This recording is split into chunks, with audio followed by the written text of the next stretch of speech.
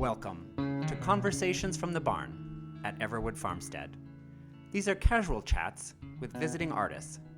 Creaky barn, bugs, and all. Enjoy.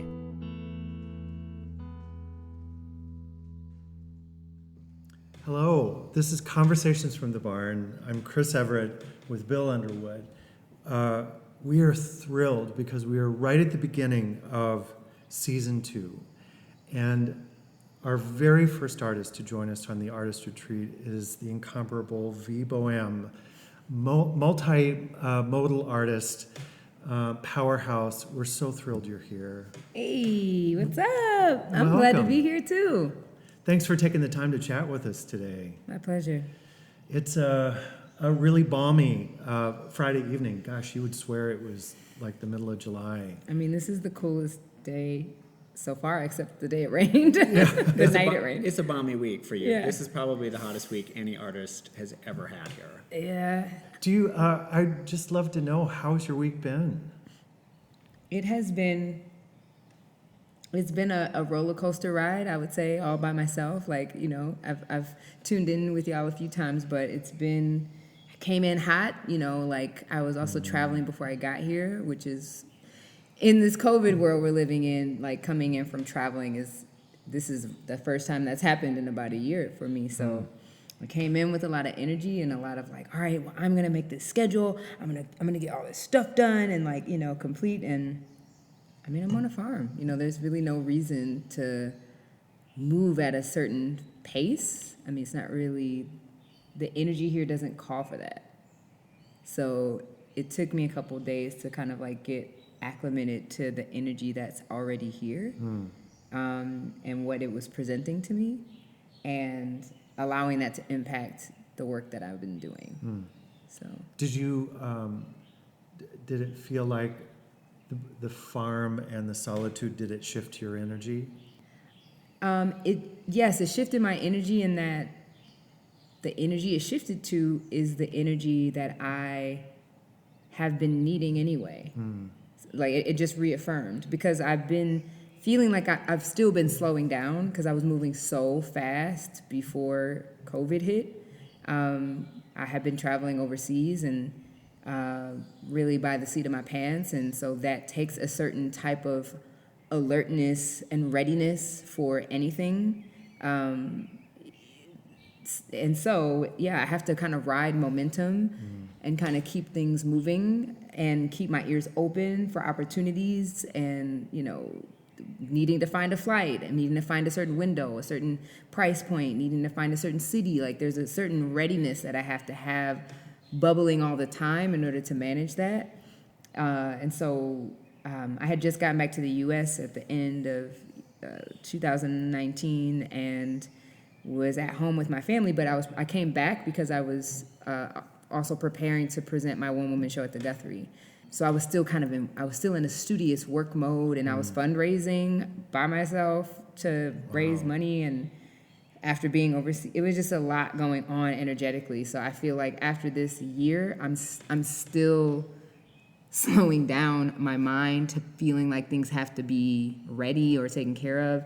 And so this energy really gave me really the leverage that I need. Because it's not that I came in, there were things I wanted to accomplish, but I don't feel like I didn't accomplish those things as much as I have leverage of the kind of space I need to focus to accomplish those things. So I feel like I have leverage now. I'm like, okay, I told certain people, you're not going to talk to me till the end of June. And now I've practiced that communication. So now, whether I'm at a retreat or not, I know I can say, hey, I won't be available until around this time. Like I now have my first round of practice with this, so I can enact that after this experience. So explain a bit about what you've been doing this week. So what I've been working on this week is the same one-woman show that I was already preparing to premiere. I'm going deeper and wider into that show. And so, fun fact, the show actually happens in the round, which is which is the purpose of placing the tables in a circle in the space. And again, the show is called Center Play. And so the center play space is the space where a lot of the transformational experiences happen for the characters. It's the place where they reflect on their intuition and their instincts. It's the place where they question. It kind of operates, the center play space operates as like essentially the void. It's a timeless space. The orientation of the tables is just another means of expressing the power of the circle. And giving each woman an entire table of space for the research materials to live there. And then I can go from table to table and connect some of the dots for the story. I mean, it's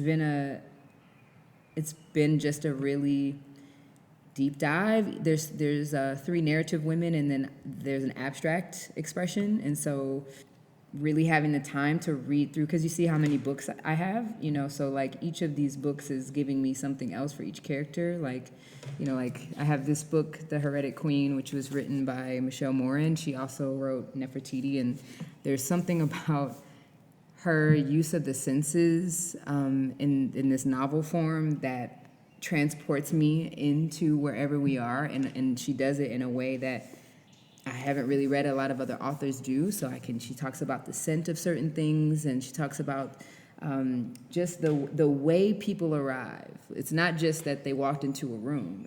With the Prance, she entered the room, and the scent of amber trailed behind her, like smoke. It's like, oh, okay, I can see that. I can feel, okay, and so that this kind of text is inspiring me to I write these small pieces of prose about each character to give myself a visual and imaginary understanding of who they are and what they look like beyond myself, So for those who have been in the barn before, the center that he's talking about is directly underneath the chandelier, and then there are 2 tables on the east side of the barn and 2 on the west. So let's talk about the 2 on the west, for example. Is there any connection between these 2 characters versus those 2 characters on the east side of the barn? Are they next to each other for a particular reason? Yeah. At this moment, they are organized in chronological order of their appearance in the show. Okay. So we start with this character. This is Pamela, Vega, Graciela, and V. She. It's an abstract. It's not as direct as like an actual narrative and storyline. And so one of the fun things that has kind of happened over the course of this week is initially they were these completely separate vignettes that were only connected by their connection to their intuition, which happened in the center play space.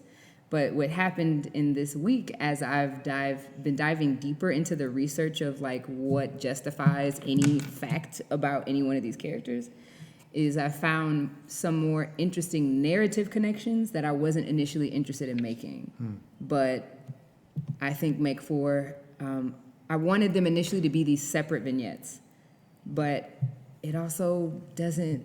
I'm being lured into this concept of being kind of like a story that it's a story that goes through each character, that they're all connected by one way or another, but there is not time travel, but we do go back into certain memories of characters. Like we experienced this character in 2020, and so she gets a phone call from this character in 2020, but when we come to this character, we actually meet her 15 years earlier. So it's the same character, but we don't, and because it's a one-woman show, we're not going to obviously see them in the same room at the same time. So it's been fun kind of coming up with this other way of getting at a relationship. And I work a lot, especially with this show, with monologues, obviously, but I'm very interested in creating conversational monologues where people who are listening have a desire to like respond. That's something I'm really interested in. We wonder how nature serves this process. This is a very specific kind of experience. You're not just in a auditorium or a theater. You are fully exposed to the birds and the rain and the bugs and all the rest of fireflies, which are pretty awesome. Yes, they are. How has that influenced the forming of this piece? And I even wonder about the sensory aspect of it, if that helps kind of spark something. I'd say the quiet first and foremost is really the best part. I mean, like, I do hear the animals and I do hear the sounds of the land, and especially like the, what do you call the thing that's on top of the Oh, the wind silo? vane, yeah. Yeah, I do hear that kind of making a whirring sound, and sometimes, I perceive all those things, but I would say the quiet and not hearing cars driving by constantly it's a breath. Mm-hmm. It's like there's more space for my thoughts. It took me 2 days to really like, and not because I didn't want to, but just like leave my cell phone in the apartment. There's an obsession with wanting to capture everything so you don't miss it, but that gets in the way of just being creative, without a outcome, without a commitment or an obsession or a focus on like how this thing I'm doing right now can serve me later. Like being able to release that and just be present. The spaciousness also supports that. But I mean, I'm not a huge nature-y person in that way. But I also would say I was writing something and I needed to talk about and describe summer. And I was like, what does summer smell like? So then I just like walked outside and I was like, well, it smells like fresh cut grass. It tastes like, Yeah. There's a little scent of manure in the air. When I was driving into town, I drove past, like, I was like, whoa, what is that? I don't even see any cows. Like, where are we at? Very earthy. So, yeah, like I think for me, the barn is probably more impactful than the nature, like being out in nature, like walking in the grass. But I think that has a lot to do with the bugs right now. Mm-hmm. And I'm also like a little afraid of a tick bite. I'm like, It's fair. yeah, so I probably would be a little bit more, but because I'm like, It's just baby steps. yeah. Who are your artistic mentors? One, especially so right now, would be Talvin Wilkes, who's a dramaturg. He the man, like, period, point blank. So he's been advising me on this project, and he's always cracking my brain open or like showing me a blind spot in my research and being like, I think you can research that a little bit more. I'm like, okay. I'm like, I couldn't find anything. So he's like, I just found 10 things. What are you talking about? I'm like, oh, what did you search? Other mentors, Or inspirations? inspirations. My biggest inspiration would be Octavia Butler. She is someone who, the way that she writes about people, and our social interactions, the way that she writes about the future and what can happen if we don't make some changes, the way that she writes about, science fiction, but also like there's a magical nature, but it's not really magic, so I don't want to use that word, but Octavia Butler really just, cracked open my brain in so many ways and made me consider so many things that under any other circumstance I never would consider, but she has a way of writing about it that's like, yeah, but what if we put it in this context? And I haven't really met a lot of people who are able to make me consider things and think them all the way through, no matter how scary they may seem, So she's one of my greatest inspirations. Josephine Baker is one of the first people that I saw do everything. She didn't have to pick one. Like, people always advise me, like, you're doing too many things at once. She's multimodal, right? Very much, all at the same time. So she's one of my greatest inspirations that inspires me to do everything that I'm great at. Nina Simone, Sarah Vaughan, Dinah Washington, Angela Davis. Her writing inspires me to, take all of this research that Talvin gives me and like get way more serious about how to untangle my mind from what's kind of been given to me. I feel like that's one of the most like epic, powerful aspects of her writing, is that she's able to untie white American culture from the more plausible experiences that women may have been having, that Black women may have been having, and I think that's an epic skill. So I very much admire that, and I'm looking for ways to take a crack at it in my own art making. If I might be so bold, you are a really powerful individual. And you've put a name on it, which is Audacity. And I'm just curious, where do you think, where does that come from? Do you know? Where does it come from? That's a great question. Where does it come from? It's a great question. I told you, you're great. You have great. Best questions ever. I can't say where it comes from. I just know that it's true. Has it always been there?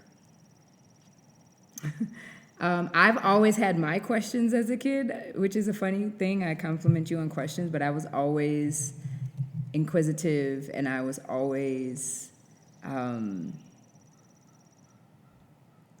I would probably say it's something I became aware of in myself when I got to college. My family might say something different. They probably would say something different. We're talking to them at 8:30. But for me, I became aware of like my audacity to like get things done or make things happen or pursue things when I got to college. It was during my freshman year. The first college that I went to was a commuter school in Michigan. It's called Oakland University. It's in Rochester, Michigan. And it had a dance program, but it wasn't a conservatory. It wasn't a rigorous program. And a lot of the people who graduated there became dance teachers or opened their own dance studios in the Michigan area.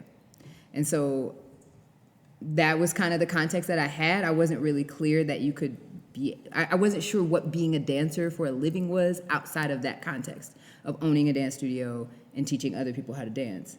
And so I Googled African-American dancers just to see what would pop up. And then the Ailey dancers pop up, and I'm like, oh, wow, that's amazing. Like, very plain. There's Clifton Brown and Lita Celeste Sims and these huge jumps and just gorgeous, glorious images. And I was like, wow, okay. And so I did consider, I looked at the school I was at. None of the dancers that I was dancing with were dancing that way or looked that way. And I was like, okay, well then maybe I need to look for a program that's going to be able to produce the same experience for me. And so right away, before my freshman year, before the semester was over, I had already been looking at schools in Chicago. I bought a bus ticket on, what's the name of that company? Greyhound? Or? No, the newer one, Megabus. I bought a Megabus ticket. Oh. This was the beginning of Megabus. This is like, Megabus is not even a major thing yet. It's I don't even know at this point. I don't even know how I found it on the internet. So I call my dad. I'm like, hey, Dad. I was like, yeah, I'll be. Can you on Friday? Can you take me to the downtown to the Megabus to the bus stop? And my dad's like, what? Bus stop? Where are you going? Like, you've been at school for like 2.5 months. Oh, I'm going to Chicago. You're going to Chicago? You ain't even been out the state without your parents. What are you going to Chicago for? Oh, I'm looking for a new school. I'm going to visit some other schools. You basically just hand the phone to my mama, like, talk to your child, because I don't know what's going on. And that was the beginning of me, this like really intense hunger for information, for knowledge. I was like, where can I learn as much as I possibly can? I went to Chicago. I had a god sister who, she was living there, and I stayed with her, and that school wasn't it. I was like, okay, I gotta find. So then Ailey's having auditions in Detroit for the summer intensive. I'm like, I'm going to the auditions. I'm gonna do it. I'm going. So then I go to the auditions. I'm a flailing mess, and I'm excited, and I get into the program. I'm like, I got into Ailey. I got into the program. And then I looked at the tuition. I was like, $2,000. I was like, oh wait, $2,200. For 6 weeks? And there's no housing? Huh. Now I'm like, so what did I do? I was like, all right, I'm going to have to I'm going to do a fundraiser. I'm going to raise money so I can go. And you did it. I didn't raise all of it. So what? I went and got a job that I could transfer out to New York, and I worked when I got to New York while I did that summer intensive. Mm-hmm. It was awful. It was a terrible experience, but it was I did what I had to do. I wanted to get the information. I wanted to learn as much as I could, and so. So is it fair to say, circling back, the Audacity in some ways is internal. It came from within. I mean, there were representations, there were images, there were things that you saw on the internet, but this power kind of came from within. Is that a fair statement? It's fair. It's fair. It's the thing that always keeps me going. Somewhere in there, that's like, something. It's the V motor. It's the V motor. But no, of course, I mean, I definitely can say that it is something greater than me that is driving me forward. There is something that when I've had times when I felt burdened by this fire where I'm like, my body has no more energy left, but there's something in me that's still going. I can't, there's been moments where I've had conflicts with this energy that's like, pushing me forward, and everything in life isn't syncing up, but I still have to continue on. So, yeah, it's been a interesting. That's fascinating. Well, it's a wonder to watch, honestly, and it's inspiring. It might be the right time to wrap, and we have a question that we ask at the end of our podcast. Recentering again. It's more what Chris Everett asked. Well, yeah, it is kind of my question. Centering back on this place and this time, how have you experienced beauty today? How have I experienced beauty? Oh, I mean, I can't just pick, like, how do I even answer that? I mean, this whole experience, the views in this room, the views through this room, the views outside. I went on a walk today. I keep seeing butterflies all the time here. Butterflies are amazing right now. Butterflies also my spirit animal right now. So that was like a surprise to get here and see a bunch of butterflies. My goodness. Metamorphosis. Yeah, so like seeing all the butterflies, which I've seen a ton today. I took pictures and video of a butterfly that I saw walking around. Catching some of I don't know if it's one deer that like hangs out over there, but like I was walking and I thought I felt a mosquito on my butt, and I was like, I smacked my butt, and then I smacked it a second time, which I didn't necessarily need to, but I was just like, just for good measure, and then this deer just like took off. I was like, oh man, if I wouldn't have gone for that second smack, I could have seen you closer.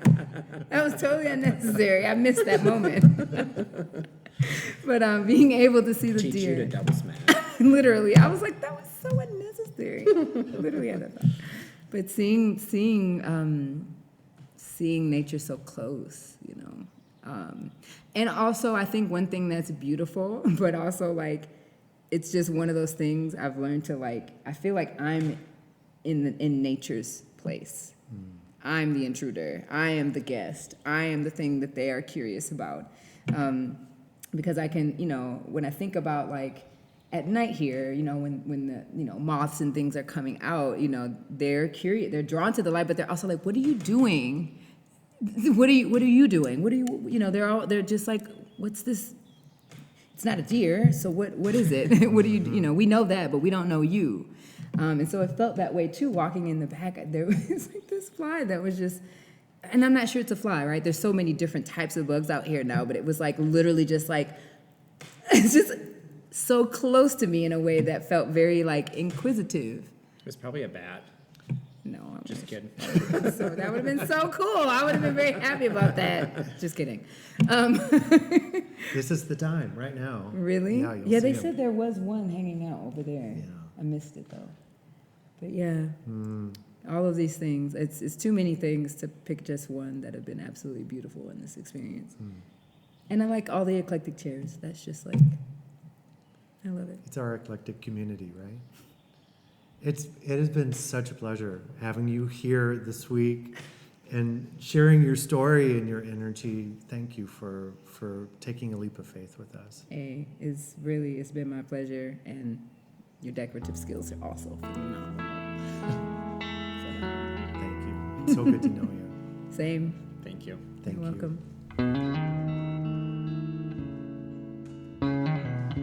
Thanks for listening to Conversations from the Barn at Everwood Farmstead.